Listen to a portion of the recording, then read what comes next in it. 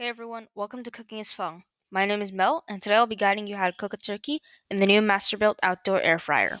We recently got this fryer, but we found out that the booklet that is included with it didn't actually have any instructions on how to cook anything. So now I wanted to share my experiences with you all, as well as how we made our turkey. Okay, so the most important part of the turkey is the brine. This is what gives it most of its flavor as well as its juiciness. There are plenty of brine recipes on the internet, but this is our recipe.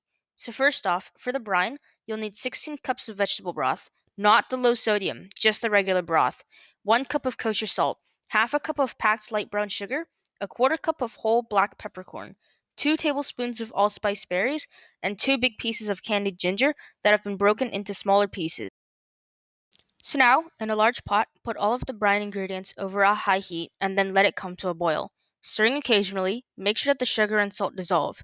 Once it is boiling and both the sugar and salt have fully dissolved, turn off the heat and let it cool completely at room temperature or refrigerate until needed. Once you're ready and the brine is cool, you're ready to move on to the aromatics.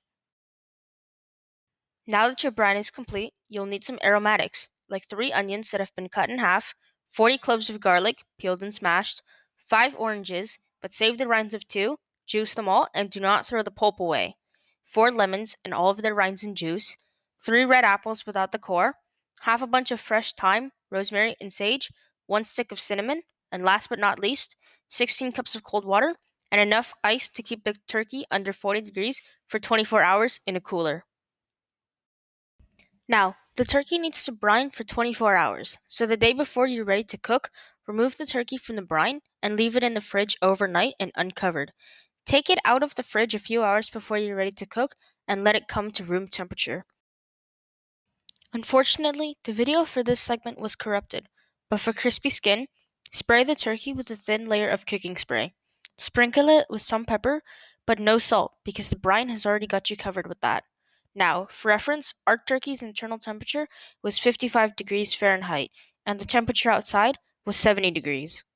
Now, there is a drip pan and what I believe is a thermometer. The drip pan makes sure that none of the oil goes off into limbo, and it's best just not to put any pressure on what could be the thermometer in case something happens.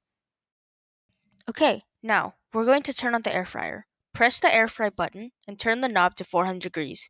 The manual says by default that it should be at 400, but just to be sure, turn it to 400 yourself. Now the turkey is ready to cook, so make sure the air fryer is on and leave it for an hour and 20 minutes. Try not to open the lid while it's still cooking because you will lose the heat inside. And now you have a turkey. Great! So now it's your turn. Tell me about how your turkey went. How big was it and how long did it take you to cook it? Let me know in the comments below and don't forget to like and subscribe. It would really help us get started.